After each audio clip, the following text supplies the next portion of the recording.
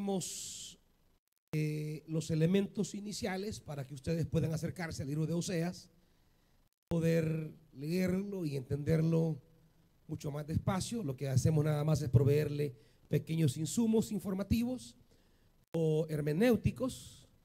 Cuando hablamos de hermenéutico estamos hablando claves para entender un libro. Por tanto, colocamos algunos elementos que les puedan proveer criterios para interpretar. Vamos a tomar ahora el libro de Joel.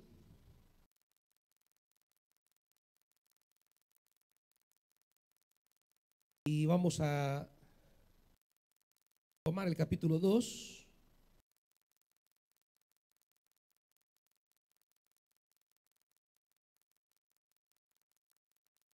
Capítulo 28. Joel 2:28.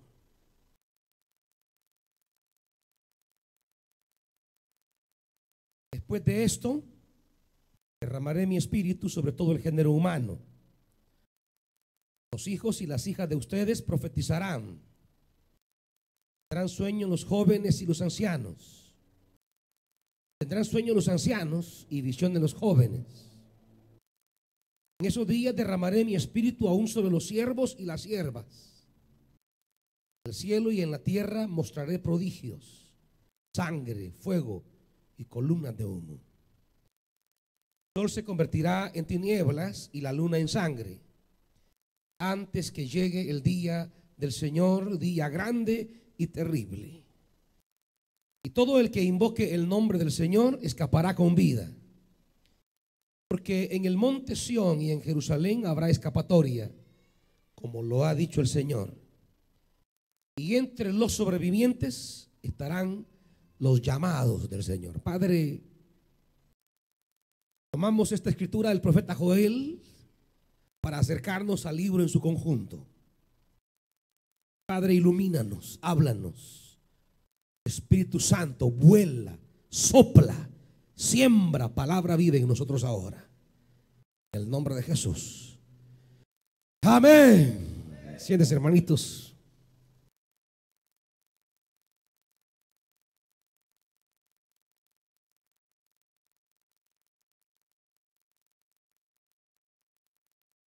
Algunos llaman a Joel el profeta de Pentecostés.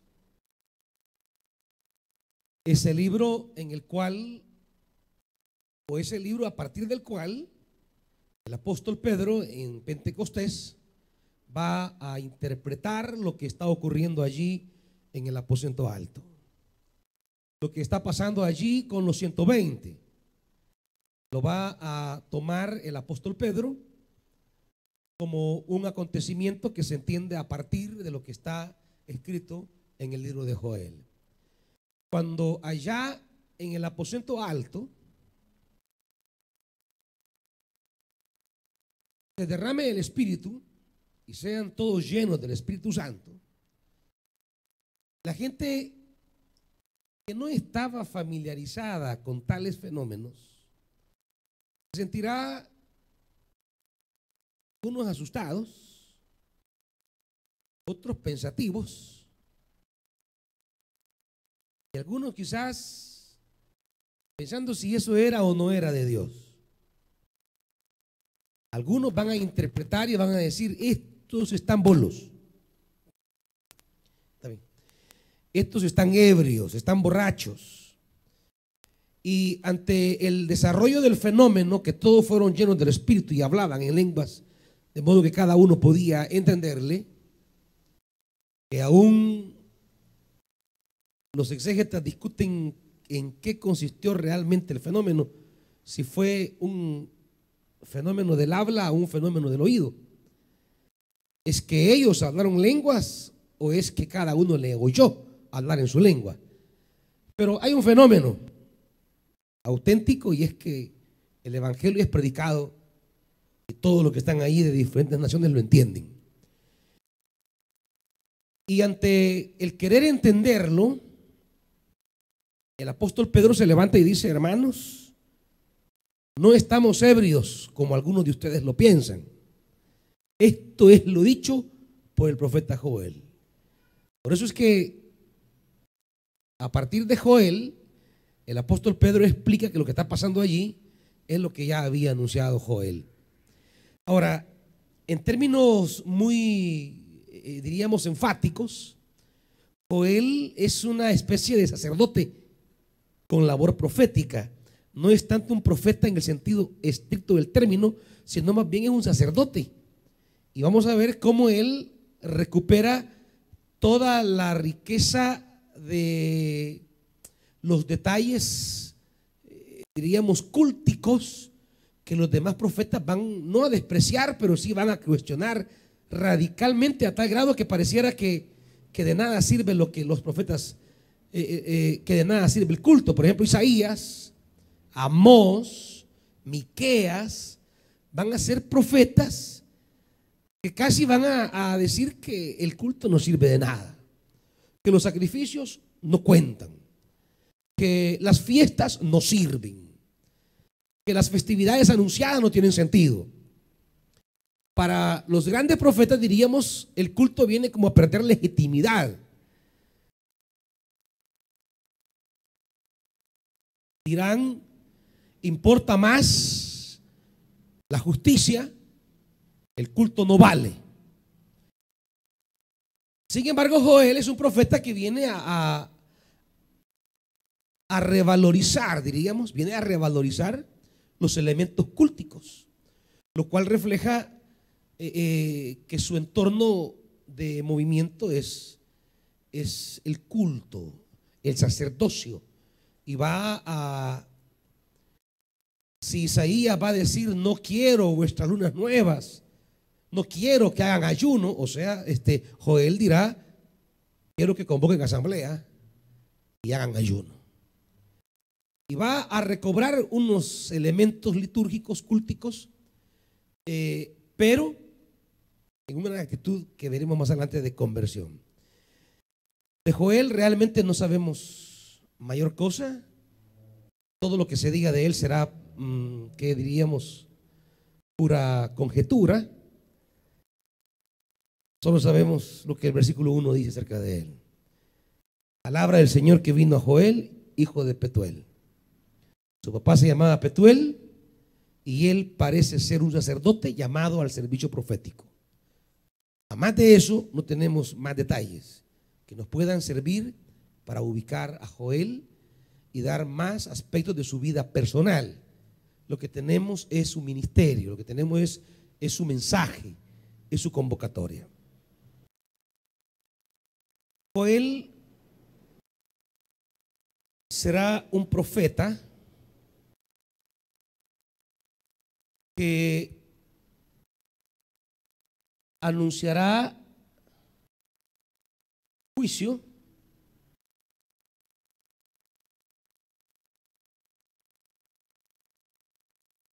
convocará a la conversión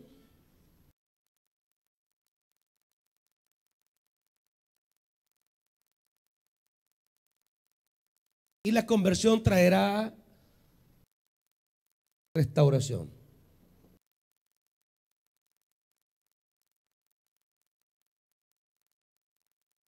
Estamos hablando de los tres elementos que ya encontrábamos en Oseas: juicio o el castigo anunciado, el juicio anunciado no es irreversible. El castigo no es que porque Dios lo dijo así va a ocurrir. El castigo es para despertar en ellos conversión. Claro, si no hay conversión, si no hay una vuelta a Dios, entonces el juicio se mantiene en firme. Va tal como Dios lo ha dicho. Tengo un eco, hijo, así como un golpe bajo. Ahora, si al juicio le procede una conversión, entonces la conversión traerá restauración. La conversión será siempre en el mensaje de los profetas el camino que nos libre del juicio y nos prepare para la restauración. La conversión, diríamos, es la palabra hebrea que se va a usar en el Antiguo Testamento para hablar de la conversión, es shuv. Volverse. Volverse a Dios. Ustedes miran bien lo que está escribiendo, hermano. A mí no me enfoque las letras. La pizarra, siga la lógica de las letras, no de mi cara. Concéntrese en esto, porque es lo que quiero que la gente mire. Mi cara, ahí se quiere dejar una foto para que la lleven. Quiero que vea la pizarra, enfoque bien las letras, mantenga el esquema vivo, porque es lo que quiero que... ¿Es falta de nitidez de qué hay? ¿De mi plumón, de la pizarra o del enfoque de la cámara? Pero lo miro muy chele. O apaguen, no, pero que se apaga la luz, no. A ver. Creo que deberían hacer pruebas algún día, hermanitos, ustedes. Los hermanos de la cámara solo ponen cámaras y nunca hacen pruebas. No, ahí pierde cabala. O me consiguen un plumón bien grueso. Tenemos entonces que en el mensaje de los profetas, la conversión es lo que siempre Dios espera provocar en nosotros ante la inminencia del juicio. Lo que Dios procura es despertarnos a una sensibilidad de la conciencia y que esa sensibilidad de la conciencia provoque en nosotros un giro, un cambio. Es decir, haya una recomposición de los actos, haya una recomposición del caminar, haya un giro sencillo. La conversión pues no es más que vamos en una dirección, damos la vuelta y giramos hacia donde Dios está convocándonos, al punto al cual Dios nos está llamando. Es por eso que en el capítulo 1 lo que se nos presenta es una invasión de langostas. Se discutirá por los biblistas si la langosta será literal o metafórica. Literal significa langosta de verdad, esos como que son chapulines, se comen toda la producción. O si es la metáfora de la langosta para hablar de un ejército poderoso que llegará a devastar los campos de Jerusalén. Por eso dice: oigan esto, ancianos del pueblo, versículo 2. Presten atención, habitantes del país. ¿Alguna vez sucedió cosa semejante en sus tiempos o en los de sus antepasados? Cuéntenlo a sus hijos, que ellos se lo cuenten a los suyos y estos a la siguiente generación. Los que dejaron las langostas grandes, los devoraron las langostas pequeñas. Los que dejaron las langostas pequeñas, se lo comieron las larvas. Y los que dejaron las larvas, se lo comieron las orugas. Es como una manera de decir: no hay existencia de producción, porque plaga tras plaga, tras plaga, tras plaga, se comieron todo lo que había. Porque apunta a un acontecimiento en el cual no vino una plaga, que es lo que con frecuencia puede pasar. Vino una hilera de plagas. Lo que es como para decir, lo que la langosta más grande se comió, pero la langosta grande siempre deja cosas, por lo menos para sobrevivir. Pero se fueron las langostas grandes y llegaron las langostas pequeñas. Y lo que estaba así como cuando uno va a cortar café, estaba la pasada general de cortar café y había otra que se dejaba y uno hacía la pepena. Sí, ya no íbamos a cortar café, sino que íbamos a pepenar. Y ya era comenzar a recogerlos, ya sea los que quedaron, los granos maduros que no cortaron en la primera pasada, o los que estaban verdes y se maduraron o se cayeron. Entonces pasaba la pepenada, pero ya es una, diríamos, es un recoger el fruto, pero ya más disminuido, porque ya no es la cosecha principal. Nosotros íbamos a cortar café, en aquel entonces nos pagaban a 75 centavos de colón la arroba cortada. Uno hacía en el día 2 arrobas y media. En aquellos tiempos, pues tener $2 o 2.50 era un montón para uno, ¿verdad? En una temporada de cortar café uno hacía 25 colones. Entonces, lo que la mayor pasó, digamos, y dejó para poner pepenar y decir, bueno, nos quedamos con lo que de repente ni siquiera lo que quedó nos va a ayudar, porque va a venir la langosta pequeña y lo que pudo servirnos por lo menos para pepenar tampoco se va a poder, porque la langosta pequeña se la va a comer. Y si acaso dejaba algo la langosta pequeña, quiere decir, van a venir las larvas. Y después de las larvas, las orugas. No las arrugas, hermano, no, orugas. Aunque ellas siempre vienen de último, pero aquí hablamos de las orugas. Es como decir, hubo una devastación total. No nos deja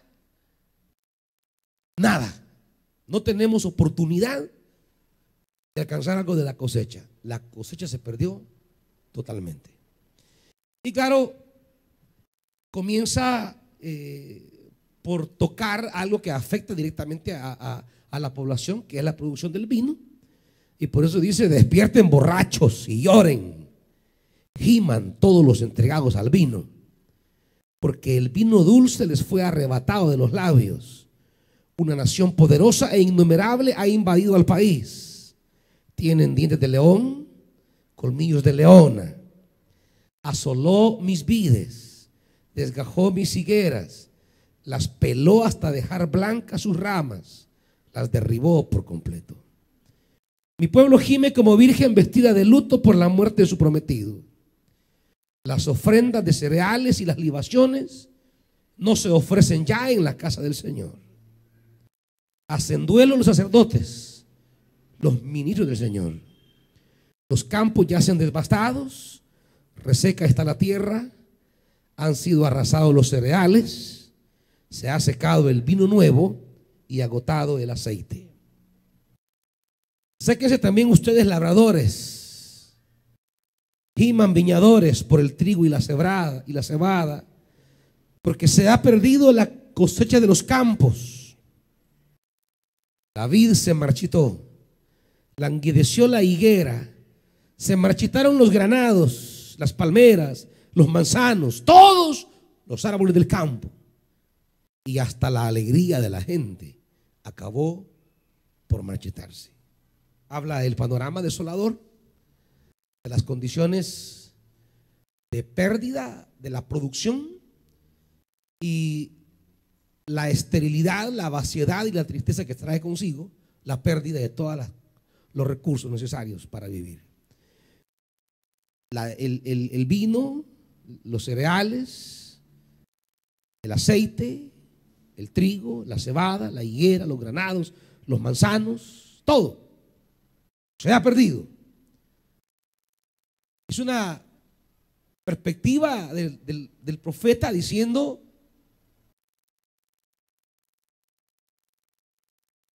acontecerán estas realidades Un juicio de Dios es inminente. Todo se perderá, aún la sonrisa de la gente. Juicio. Esto es lo primero. Se anuncia la respuesta de Dios a cierto proceder del pueblo. El pueblo no está en el punto donde Dios lo ha llamado. Y claro, la psicología del ser humano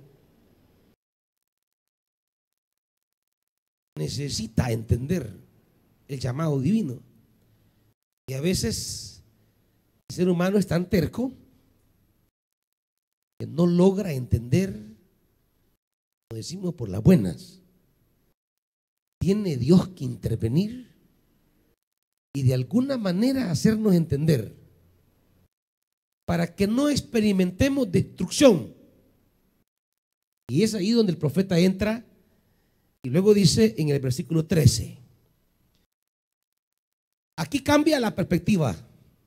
Es como que al terminar el versículo 12 pudiésemos formular una pregunta que dijera ¿y ya no se puede hacer nada? Digamos, si al terminar el versículo 12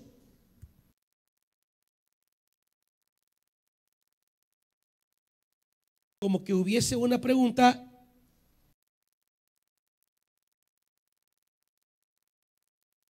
¿es total esto? ¿Es para siempre esto? ¿Ya no tenemos esperanza? ¿Ya no se puede hacer nada? ¿O es este el final? ¿Es aquí donde acabará todo? Y ante esas preguntas, digamos que quedan por allí entre líneas, viene el versículo 13 como a responder, diríamos, esa pregunta que estaría por allí planteada entre líneas. Cuando termina el profeta diciendo, hasta la alegría de la gente se ha marchitado. Y es como que allí surgiese en la pregunta, en la mente del lector, en la mente del oyente, surgiese la pregunta, ¿y qué? ¿Se acabó todo? ¿Es este el destino último para nuestra vida? ¿Ya no podemos hacer nada? Y esa pregunta que se va a levantar entre líneas el lector o el oyente, viene el profeta en el versículo 13 como a responder esa pregunta y a decir, claro que sí, siempre con Dios hay una salida, siempre con Dios hay una oportunidad, pero hay que tomar el camino que Dios propone. ¿Y qué le propuso el profeta? Dice el versículo 13, vístanse de duelo y giman sacerdotes, lamentense ministros del altar, vengan ministros de mi Dios y pasen la noche vestidos de luto, porque las ofrendas de cereales y las libaciones han sido suspendidas en la casa de su Dios. Entréguense al ayuno, convoquen a una asamblea solemne, reúnan a los ancianos del pueblo en la casa del Señor su Dios, reúnan a todos los habitantes del país y clamen al Señor. Ay de aquel día, el día del Señor que ya se aproxima, ese día que narra los primeros 12 versículos. Vendrá como devastación de parte del Todopoderoso. No se nos arrebató el alimento ante nuestros propios ojos y la alegría y el regocijo de la casa de nuestro Dios. La semilla se pudrió a pesar de haber sido cultivada. Los silos están en ruinas. Los silos eran como los graneros grandes en los cuales se guardaba la alta producción. Los silos están en ruinas y los graneros derribados porque la cosecha se perdió. ¿Cómo brama el ganado? Vaga sin rumbo las vacas. porque no tienen dónde pastar y sufren también las ovejas. A ti clamo, Señor, porque el fuego ha devorado los pastizales de la estepa. Las llamas han consumido todos los árboles silvestres. Aún los animales del campo te buscan con ansias, porque se han secado los arroyos. El fuego ha devorado los pastizales de la estepa. Del 13 al 20, el profeta plantea que hay una salida. Y la salida es que los sacerdotes, los ministros, los ancianos y el pueblo en general se reúnan en una asamblea para ayunar y clamar al Señor. Primero es una invitación a los que ministran. Los que ministran deben ser los primeros de entender los signos de los tiempos. Los que ministran deben ser los primeros en advertir lo que está ocurriendo y lo que Dios quiere frente a lo que está ocurriendo. Y el profeta, a quienes llama en primer lugar, son a los que ministran en el altar. Y luego va a llamar a los ancianos, que son los del poder político, digamos. Los 70 ancianos que gobernaban a Israel, los que se encargaban de la administración pública, y los ministros del altar, los que estaban al servicio de los sacrificios y de la ley. Y la salida que propone es: entremos en un proceso de luto. Entremos en un proceso de dolor. Vístanse de duelo. He-man, sacerdotes. Duelo y dolor. ¿Cuándo siente duelo una persona? ¿Cuándo siente dolor una persona? La invitación del profeta es a experimentar un quebranto ante la inminente pérdida de todo lo que trae alegría a la nación, de todo lo que trae gozo a la casa de Dios, de todo lo que trae bienestar a todos los habitantes. Los primeros que deben percibir esa angustia de la pérdida de la alegría, dirá el profeta, son los que ministran. Vístanse de duelo. ¿Cómo sería su actitud ante la pérdida de algo? ¿Cómo sería su estado emocional? ¿Cómo sería su condición interna ante la pérdida de las cosas valiosas para usted? Dígame. Y lo que el profeta dice es: antes que lleguemos a experimentar la pérdida total de las cosas que traen alegría y estemos de verdad de duelo, ¿por qué no entramos en un proceso de duelo y de dolor? Es decir, no pueden entrar de duelo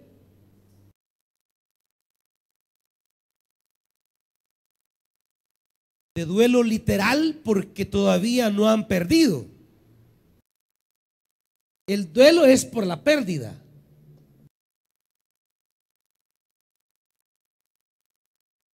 Pérdida de recursos, la pérdida de cosecha, la pérdida de los hijos, la pérdida de las casas, la pérdida de los vínculos familiares. La gente está de duelo cuando pierde sus seres amados. Hay un quebranto que parece inconsolable. El profeta, antes de que experimentemos el duelo por los asuntos materiales, invita a experimentar un duelo por la pérdida de los asuntos espirituales.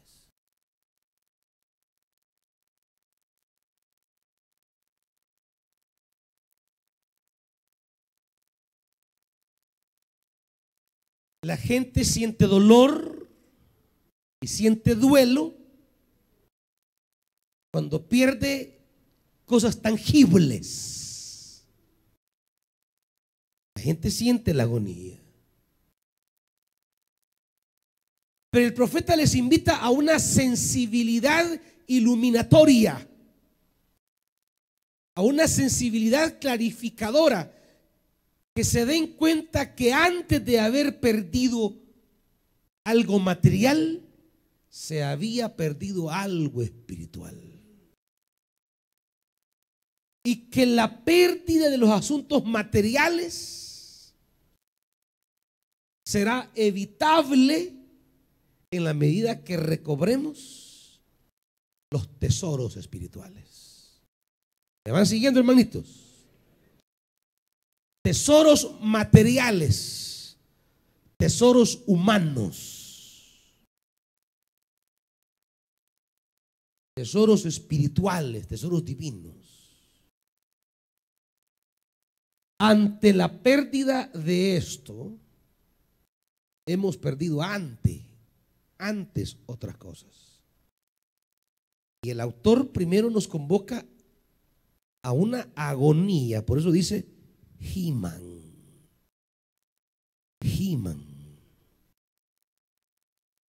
Vístanse de duelo, lamentense. Lo que sucede es que la pérdida de estas cosas a veces es imperceptible. No nos damos cuenta. Es un proceso tan suave, tan lento, que no nos vamos percatando de un deslizamiento tenue, pero deslizamiento al final, que con el paso del tiempo se pierden los tesoros espirituales. El profeta invita entonces al pueblo, comenzando con sus líderes, a comenzar a llorar por los asuntos espirituales. ¿Qué tesoros hemos perdido? ¿Qué riquezas espirituales hemos perdido?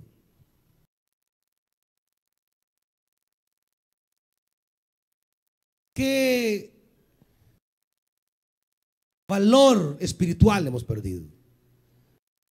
Ante la conciencia, ante el encontrarme con tesoros espirituales perdidos, entonces dice el autor, esto debe doler muchísimo. Esto debe darnos un gemido, eso daba una angustia. Esta conciencia de pérdida de valores espirituales. Fíjese que ante la inminente devastación no le dice, mire, compren abono para matar las langostas. Miren, usen un procedimiento para eliminar estas plagas. Porque el pueblo que ha entrado en pacto con Dios, el hombre que ha entrado en trato con Dios, no resuelve lo material con lo material. El profeta nos está iluminando. Lo material se resuelve con lo espiritual. ¿Me están oyendo, hermanitos? Digo esto, hermanos, porque a veces pensamos que en el caminar con Dios todo se resuelve con dinero. Y en nuestra humanidad es una percepción equivocada. si entramos en trato con Dios, si entramos en un volver a Dios, lo espiritual es siempre lo que cura lo material. ¿Están oyendo, hermanitos? La agonía del mundo es justamente esa, que lo material resuelve lo material arregla lo material. Pero en perspectiva del evangelio, los tesoros espirituales resuelven los tesoros materiales. Por eso es que el autor propone un volverse a Dios. Entréguense al ayuno, duelo y hambre. Cuando tiene problemas, y como dice ahí, hermanos, pasen la noche vestidos de luto. Cuando hay problemas, que se nos va el hambre, el sueño, alegría.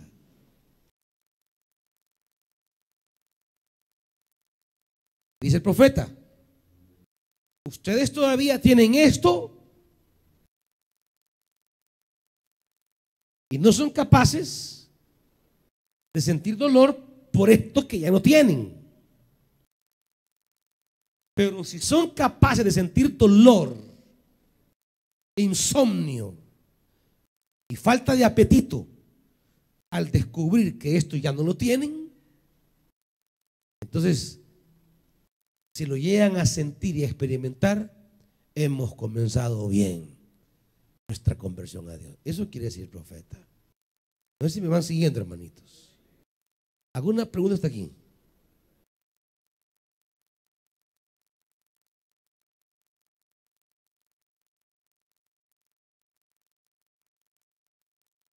¿No hay preguntas, hermanos?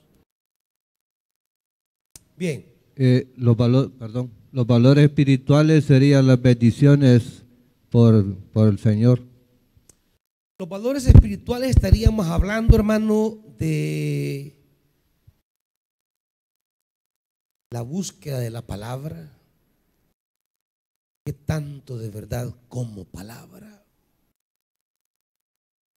Solamente busco la palabra cuando voy a ir a predicar o va a ir a servir.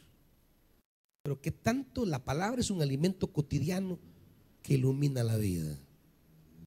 La oración, qué tanto la oración como fuente de discernimiento es parte de nuestra vida.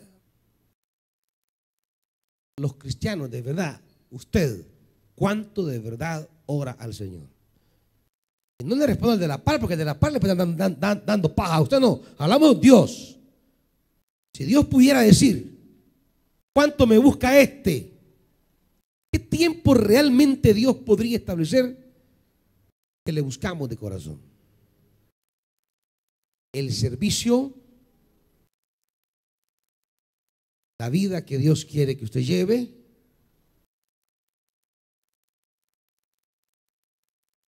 todo lo que habla el evangelio respecto al prójimo.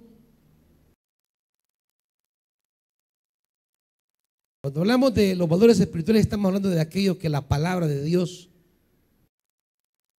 o la misma práctica de Jesús quiere provocar en nosotros como modelo de vida. Toda esa clase de vida que se espera a partir del testimonio de Jesús. Ese es el asunto, el tesoro espiritual, hermano. ¿Alguna otra pregunta?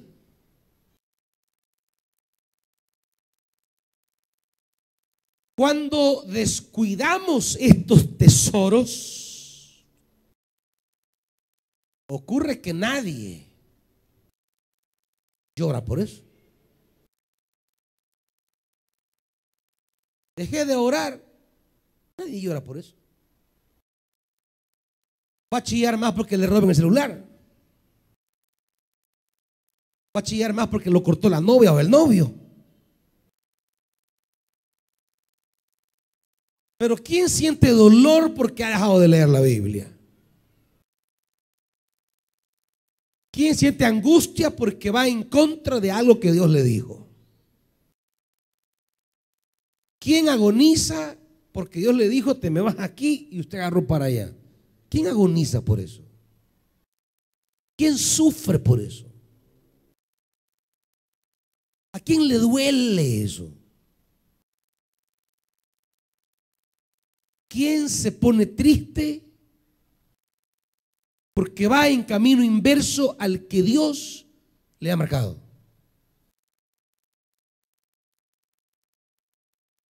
Pero nos roban el celular, nos roban la computadora, nos roban un anillo, nos roban una cadena, nos roban los zapatos, nos roban a la novia, le roban al novio.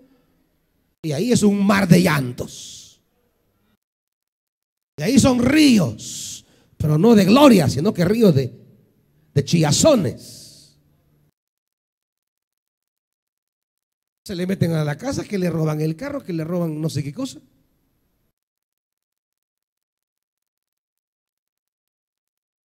¿Y quién llora por eso? ¿Quién sufre por eso? ¿Quién sufre por la pérdida de los tesoros espirituales como sufren por las cosas materiales o familiares? Entonces el profeta, antes que la devastación inminente llegue, invita a los sacerdotes, a los ancianos y a los habitantes a sentir dolor, angustia, agonía por la pérdida de las cosas espirituales. ¿Estamos hasta aquí, hermanitos? Y solo en la medida que recobremos, que recuperemos, solo en la medida que recapturemos esa intención divina en nosotros, esa vida de Dios en nosotros, ese objetivo de Dios en nosotros, solo en esa medida podemos pasar a la restauración. Si no, la devastación. Esto así funciona en un pueblo compacto. Esto así funciona en un pueblo que ha hecho alianza con el Señor. No somos cualquier pueblo. Somos el pueblo de Dios.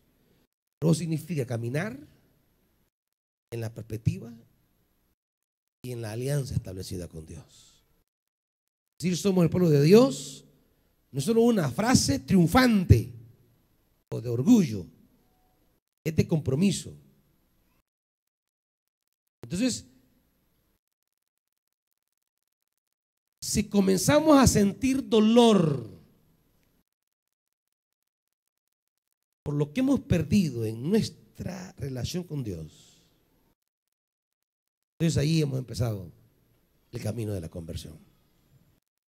El capítulo 2 vuelve a dar el ciclo, diríamos. Vuelve a dar el ciclo. Del capítulo 2, versículo 1 al versículo 11. ¿Qué han hecho el reloj, hijos?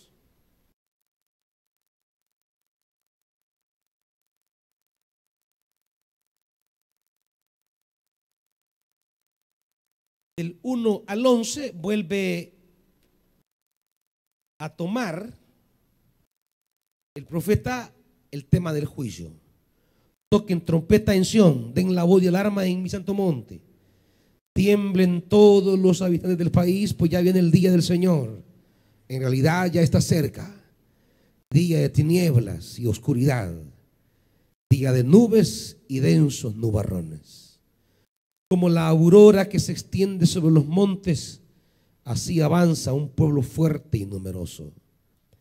Pueblo como nunca lo hubo en la antigüedad, ni lo habrá en las generaciones futuras. Antes de que llegue, devora el fuego. Cuando ya ha pasado, las llamas lo inflaman todo. Antes de que llegue, el país se parece al jardín del Edén. Cuando ya ha pasado, queda un desolado desierto.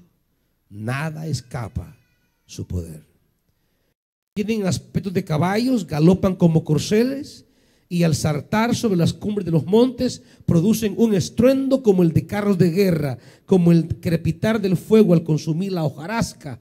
Son como un ejército poderoso en formación de batalla. Ante él se estremecen las naciones, todo rostro palidece. Atacan como guerreros, escalan muros como soldados. Cada uno mantiene la marcha sin romper la formación. No se atropellan entre sí, cada uno marcha en línea. Se lanzan entre las flechas sin romper filas. Se abalanzan contra la ciudad, arremeten contra los muros. Trepan por las casas, se meten por las ventanas como ladrones. Ante este ejército tiembla la tierra y se estremece el cielo, el sol y la luna se oscurecen y las estrellas dejan de brillar. Truena la voz del Señor al frente de su ejército. Son innumerables sus tropas y poderosos los que ejecutan su palabra. El día del Señor es grande y terrible. ¿Quién lo podrá resistir? Otra vez vuelve al mismo tema de los 12 primeros versículos del capítulo 1. El tema de las langostas, que son como un poderoso ejército. Hoy lo describe en su fuerza, en su organización, en su potencia. De nuevo aparece el tema. Si aquí del 1 al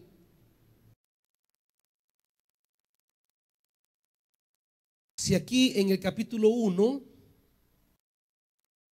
del 1 al 12, anuncia el juicio, del 13 al 20 invita a la conversión. En el capítulo 2, del 1 al 11, vuelve a retomar el tema del castigo, del juicio, y ahí le llama el día de Yahvé, o el día de Jehová, por ser una expresión que describe que Dios está al tanto de lo que está pasando. Dios está manejando lo que está pasando. Eso no es casualidad. Eso no es azar. Es Dios quien va dirigiendo este ejército contra Jerusalén. Y así como el capítulo 1, vuelve en el capítulo 2, del 12 al 17, a hacer el llamado de la conversión. Ese ejército que termina con la pregunta, ¿quién lo podrá resistir? Dice, ahora bien, afirme el Señor. Es como que ante la pregunta que esto es imposible de aguantar, Dios toma la palabra y dice, ahora bien, hay una salida, hay una alternativa. Ahora bien, afirma el Señor, vuélvanse a mí de todo corazón, con ayuno, llantos y lamentos. Rásguense el corazón y no las vestiduras. Vuélvanse al Señor su Dios, porque Él es bondadoso y compasivo, lento para la ira y lleno de amor. Cambia de parecer y no castiga. ¿Oyó eso, hermanito? Tal vez Dios reconsidere y cambie de parecer y deje tras de sí una bendición. Las ofrendas de cereales y las libaciones son del Señor su Dios. Toquen la trompeta en Sión, proclamen el ayuno, convoquen a una asamblea solemne, congreguen al pueblo, purifiquen la asamblea, junten a los ancianos del pueblo, reúnan a los pequeños y a los niños de pecho. Que salga de su alcoba el recién casado y la recién casada de su cámara nupcial. Lloren sacerdotes, ministros del altar, entre el pórtico y el altar, y digan: compadécete, Señor, de tu pueblo. No entregues tu propiedad al oprobio, para que las naciones no se burlen de ella. ¿Por qué habrán de decir entre los pueblos: ¿dónde está su Dios? Esto es el llamado a la conversión. Así como se recuerda lo imponente del ejército que viene, ahora Dios sale y dice, pero no todo está perdido. Esto puede revertirse, pero requiere una conversión a Dios, una vuelta a Dios. Y diríamos que hay como tres aspectos que alimentan la conversión. Hay como tres cosas en este bloque que se ponen como elementos que empujan a la conversión. Primero, el carácter de Dios. Versículo 13. Y hay como tres elementos. El carácter de Dios. ¿Cómo se describe a Dios? Bondadoso y compasivo, lento para la ira y lleno de amor. Como dice la Reina Valera ahí, hermanitos, porque Él es lento para la ira y grande en misericordia. ¿Qué más? Préstame la mía ahí.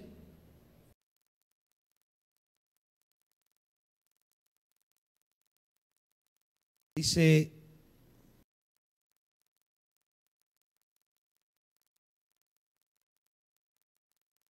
porque misericordioso es y clemente, tardo para la ira y grande en misericordia. El carácter de Dios.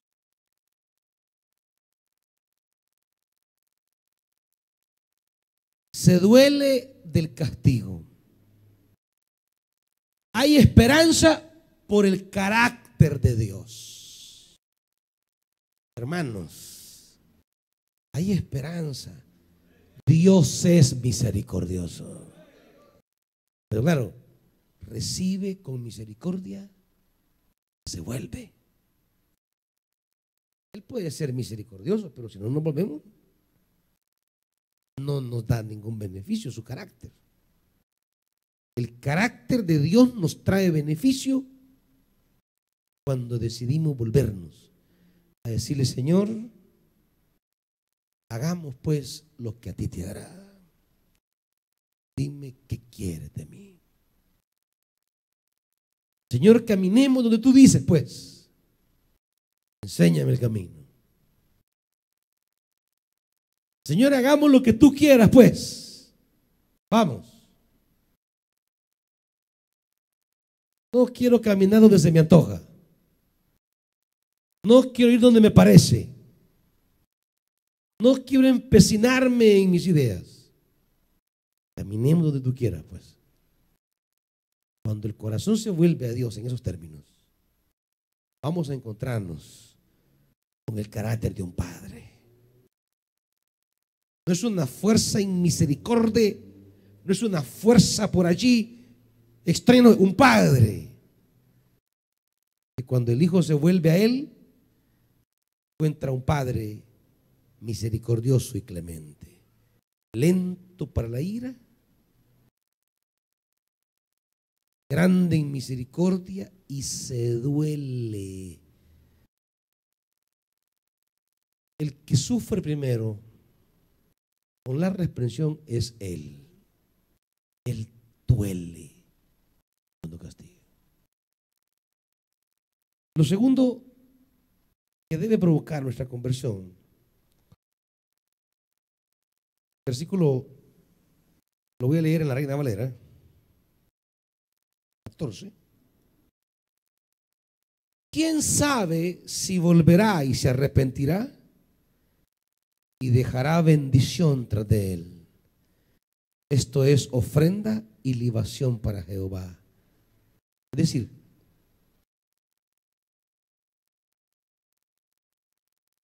lo segundo es su intención de bendición. Y en el paso de Dios entre nosotros, ¿quién quita que al pasar entre nosotros, en lugar de dejar devastación, nos deje bendición para poder presentarle a Él ofrenda y libación? Tal vez reconsidere y cambie de parecer y deje tras de sí una bendición. Las ofrendas de cereales y las libaciones son del Señor su Dios. Es decir, se propone la intención divina de bendecir. Dios no solo se duele el castigo, quiere tenernos misericordia. No solo quiere evitar la maldición, quiere bendecirnos. Y tercero, apela, diríamos, al honor de Dios.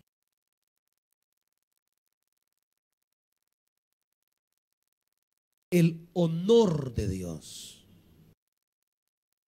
Dice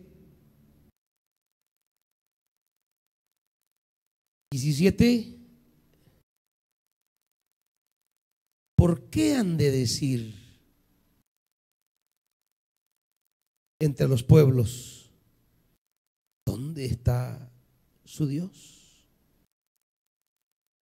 Si comenzamos desde el 17, lloren sacerdotes, ministros del altar, entre el pórtico y el altar, y díganle: compadécete, Señor, de tu pueblo, no entregues tu propiedad al oprobio, para que las naciones no se burlen de ella.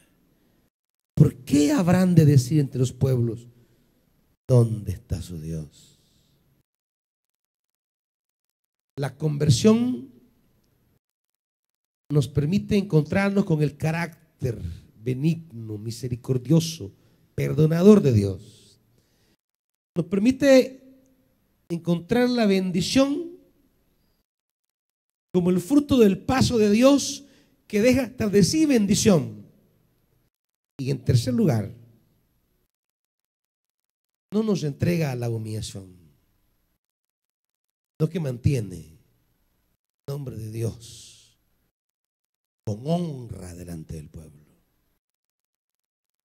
¿Y qué pasó con esto entonces? ¿Por qué dirán las naciones: ¿y no es este el pueblo que sacó de Egipto, pues? ¿Y no era este el poderoso que derrotaba filisteos? La conversión nos permite mantener el nombre de Dios bajo honra. Esto es lo que plantea en la segunda parte. ¿Preguntas hasta aquí, hermanitos?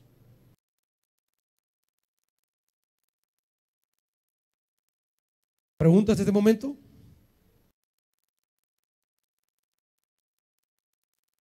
¿Comprendieron o no comprendieron? ¿O están pidiéndole perdón a Dios o qué, hermanitos? ¿O están haciendo el recuento de que se van a volver al Señor? Está bueno. Esa es la idea de esto, hermanitos. Esa es la idea de la palabra. Despertar esa sensibilidad en nosotros. Ahora, hasta aquí diríamos, hay como diríamos un doblete. Juicio, llamado a la conversión. Juicio, llamado a la conversión. A partir de aquí entra ya, diríamos, Dios en acción.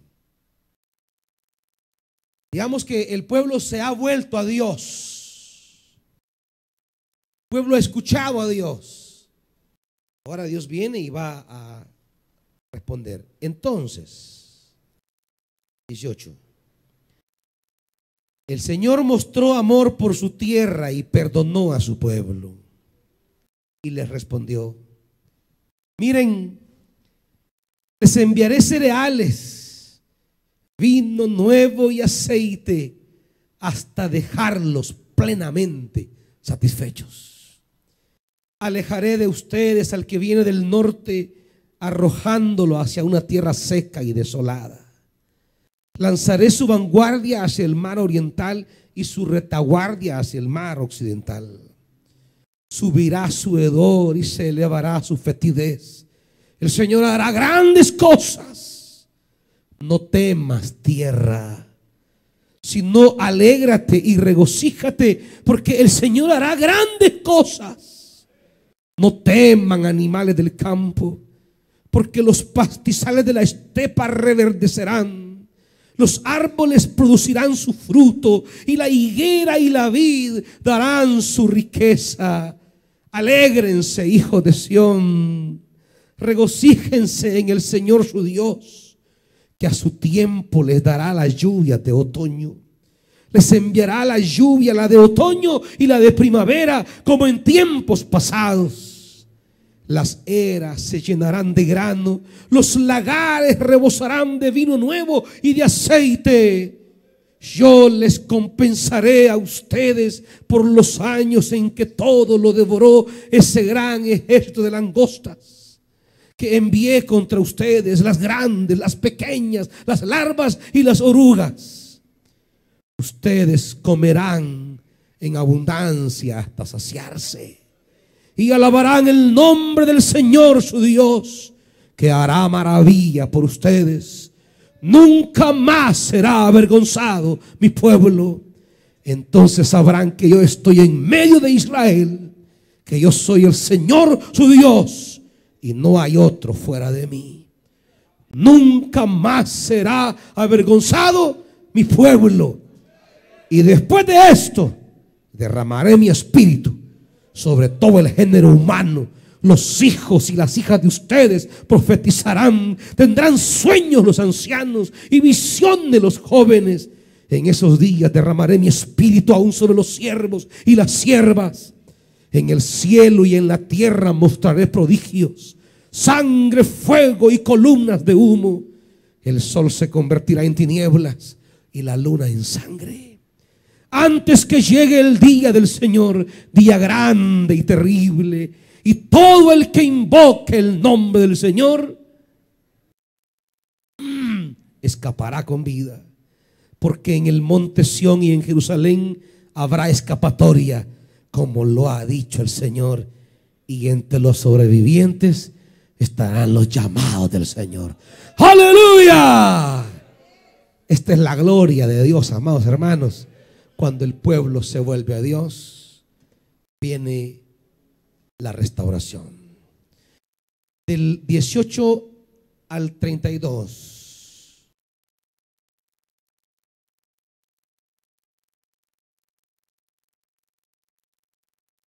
Dios restaura, hace retornar lo perdido.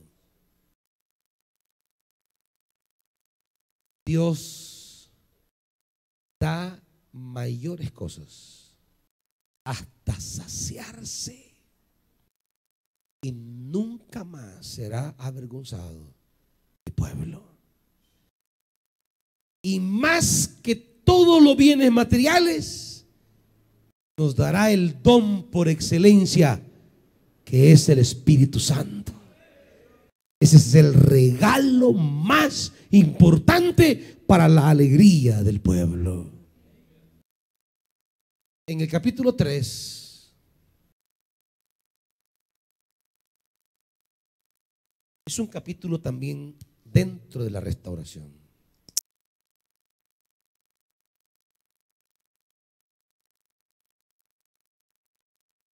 Solo que en el capítulo 3, del versículo 1 al 16, del 1 al 16, Dios restaurará a su pueblo destruyendo a sus enemigos. Oigan bien, cuando el juicio de Dios llega, siempre salen los enemigos, siempre. Es más, son los enemigos los que primero se aprovechan, se burlan, se ríen y se mofan del pueblo de Dios. Y son los primeros que hacen escarnio y destrucción. Parte de la restauración es que todos los enemigos que se levantaron contra el pueblo de Dios serán destruidos. Y vamos a leer esta parte. Cuando nos volvemos, no solo viene la restauración material y espiritual, vino nuevo, aceite, trigo, Espíritu Santo, sino que los enemigos, dice, en aquellos días, en el tiempo señalado, cuando yo restaure la suerte de Judá y Jerusalén, reuniré a todas las naciones y las haré bajar al valle de Josafat. Allí entraré en juicio contra los pueblos. En cuanto a mi propiedad, mi pueblo Israel, pues lo dispersaron entre las naciones y se repartieron mi tierra.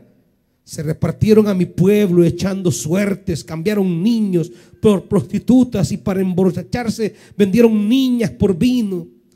Ahora bien, Tiro y Sidón y regiones todas de Filistea, ¿qué tienen en contra mía? ¿Quieren acaso vengarse de mí? Si es así, yo haré que muy pronto recaiga sobre ustedes su propia venganza.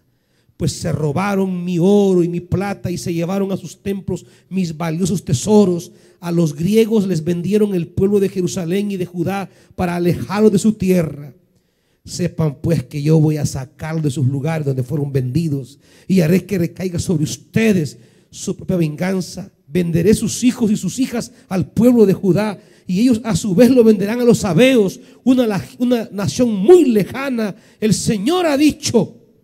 Proclamen esto entre las naciones, prepárense para la batalla, movilicen a los soldados, alístense para el combate todos los hombres de guerra, forjen espadas con los asadones y hagan lanzas con los hoces. Que diga el cobarde, soy un valiente. Dense prisa, naciones vecinas, reúnanse en ese lugar. Haz bajar, Señor, a tus valientes. Movilícense las naciones, suban hasta el valle de Josafat, que allí me sentaré para juzgar a los pueblos vecinos. Manos a la hoz, que la mies está madura. Vengan a pisar las uvas que está lleno el lagar, sus cubas se desbordan, tan grande es su maldad. Multitud tras multitud en el valle de la decisión, cercano está el día del Señor en el valle de la decisión. Se oscurecerán el sol y la luna, dejarán de brillar las estrellas, rugirá el Señor desde Sión, tronará su voz desde Jerusalén, y la tierra y el cielo temblarán, pero el Señor será un refugio para su pueblo, una fortaleza para los israelitas. Entonces ustedes sabrán que yo soy el Señor su Dios. Habito en Sión, mi monte santo. Santa será Jerusalén y nunca más la invadirán los extranjeros. En aquel día las montañas destilarán vino dulce y de las colinas fluirá leche. Correrá el agua por los arroyos de Judá. De la casa del Señor brotará una fuente que irrigará el valle de las acacias. Pero Egipto quedará desolado y Edom convertido en desierto. Por la violencia cometida contra el pueblo de Judá, en cuya tierra derramaron sangre inocente, Judá y Jerusalén serán habitadas para siempre por todas las generaciones. ¿Perdonaré la sangre que derramaron? Claro que no la perdonaré. El Señor hará su morada en Sión. ¡Aleluya! Este es el libro, hermanos, del profeta Joel. El capítulo 3 es una declaratoria de guerra de parte de Jehová contra las naciones que se burlaron de Israel. Diríamos una declaratoria de guerra de Jehová contra aquellos que buscan destruir a su pueblo. pueblo que al convertirse quedan de nuevo bajo su manto de protección. Y todos aquellos que traten de dañar al pueblo que ha vuelto su mirada a Dios serán aniquilados, serán destruidos, serán deshechos, porque es pueblo de Dios. Somos pueblo de Dios. Todo el que quiera destruir, dice la Biblia, el que destruyere el templo de Dios, Dios le destruirá a él. Amén, hermanitos. Bien, hermanos, con esta palabra vamos a buscar al Señor. Pónganse de pie. En aquello que Dios haya hablado a su vida, hermano.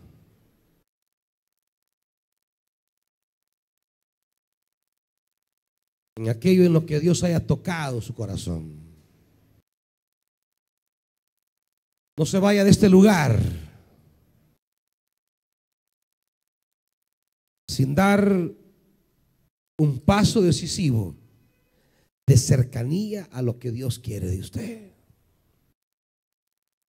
No se vaya de este lugar sin dar un giro sustancial en los asuntos que Dios ha estado pidiendo de usted. En volvernos al Señor está nuestra restauración. En acercarnos al Señor está nuestra bendición. Ese es el mensaje sencillo de la Biblia para el que quiera. El que tenga oídos para oír, que oiga lo que el Espíritu dice esta noche a su amada iglesia. Padre, he aquí tu iglesia, Dios. He aquí tu esposa amada. He aquí tu pueblo. He aquí tus siervos. Espíritu Santo, haz que nuestra vida vuelva a la honra que tu nombre merece.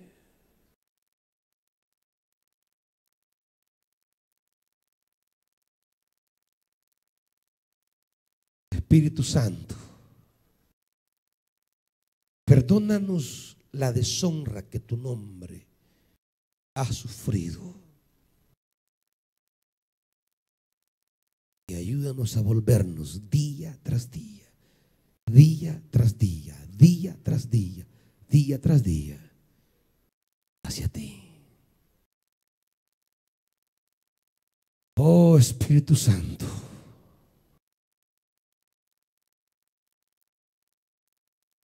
aquí están los hombres y mujeres que han asumido el privilegio de la predicación de tu palabra. Que ninguno se aparte de ti, que ninguno te dé la espalda, que ninguno se deslice, que todos caminemos en una férrea actitud de acercarnos más y más y más y más a ti.